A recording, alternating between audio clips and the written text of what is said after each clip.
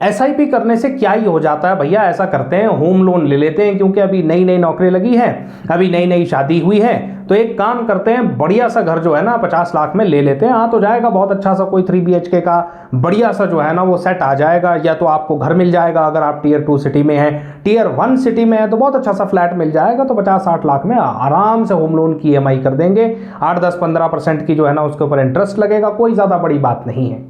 Maximum जो लोग नया कमाना शुरू करते हैं ना वो यही गलतियां करते हैं। और उसके बाद होता क्या है, होता यह है कि हर महीने आपको लगभग 40 से 45 हज़ार की EMI भरनी पड़ेगी। अब अगर आप उससे ज़्यादा कमाते हैं, या ये हो गया कि हस्बैंड और वाइफ दोनों कमा रहे हैं, तो लोग सोचते हैं कि चलो ठीक है भैया एक की सैलरी से जो है ना EMI दे देंगे, दूसरे की सैलरी से घर चल जाएगा। इसका रिजल्ट ये होता है कि आपके पास कभी उतना ज़्यादा सेविंग नहीं बचती, आपके पास उतनी ज़्यादा इन्वेस्टमेंट करने के लिए हाथ खुला नहीं बचता। तो क्या हो गया, घर तो मिल गया।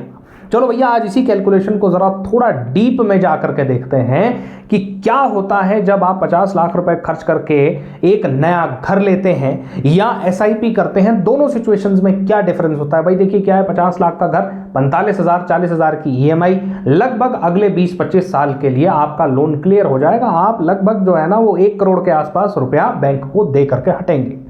अब अगर इससे उल्टा आप सिर्फ आधे अमाउंट की यानी कि 20 या 25 हज़ार की EMI पे जो है ना 20 या 25 हज़ार की SIP करते हैं EMI की जगह में, तो क्या डिफरेंस होता है। देखो भाई 25 साल के बाद स्टैटिक रेट है 12% का रिटर्न, ठीक है, बहुत मिनिमम रेट पे हम देख रहे हैं 12% का रिटर्न। मिलते टाइम तो 15-18% भी मिल जाता है, पर चलिए कोई बात नहीं, आपको सिर्फ 12-13% का रिटर्न मिला।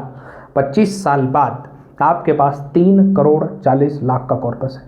हाँ भैया तो ठीक है ना, बड़ी अच्छी बात है, 3 करोड़ 40 लाख का कॉर्पस है, लेकिन वो 50 लाख का जो फ्लैट था वो भी तो 1.5 करोड़ का हो गया है। तो श्रीमान जी वो 1.5 करोड़ का फ्लैट ले लेने के बाद भी आपके हाथ में 1.5 से 2.25 करोड़ एक्स्ट्रा बच जाएगा। ये होगा तब अगर आप SIP पहले करना शुरू करेंगे, EMI बाद में देना शुरू करेंगे।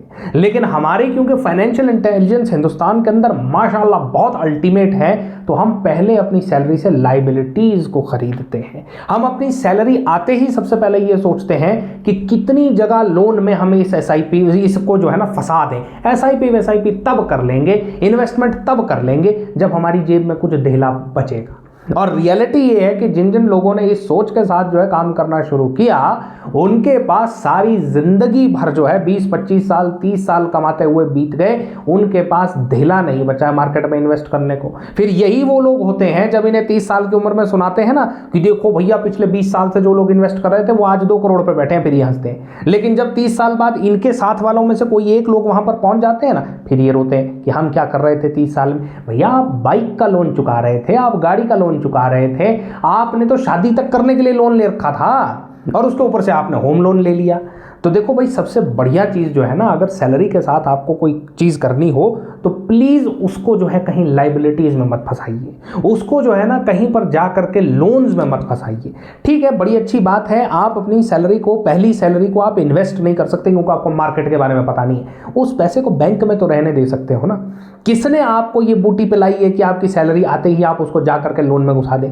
भाई ठीक है, 1-2 साल लेकर के मार्केट को सीखो, कुछ समझ में नहीं आता है तो कोई भी अच्छे परफॉर्मिंग जो है म्यूचुअल फंड्स उसमें पैसा डाल दो। 3,000-2,000 की SIP से स्टार्ट कर दो। 1-2 साल मार्केट को रीड करते जाओगे, मार्केट को स्टडी करते जाओगे, स्टैटिक इन्वेस्टमेंट करते चले जाओगे, 1-2 ऊपर नीचे के मार्केट के साइकिल्स देख लोगे, आपको मार्केट समझ में आ जाएगी। उसके बाद बढ़िया से बढ़िया म्यूचुअल फंड में इन्वेस्ट करिए।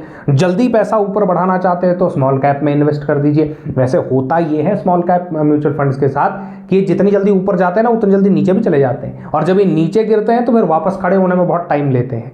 तो भाई साहब अपने पैसे के साथ क्या करना है ये आपका चॉइस है, लेकिन उससे ज़्यादा बड़ी बात यह है कि अपने पैसे को बैंक के हवाले करना है या उस पैसे को मल्टीप्लाई करना है, ये भी आपका डिसीजन है। तो भाई आज की वीडियो आपको कैसी लगी हो नीचे कमेंट सेक्शन में ज़रूर लिखना। भैया लाइक सब्सक्राइब करना मत भूलना। Thank you.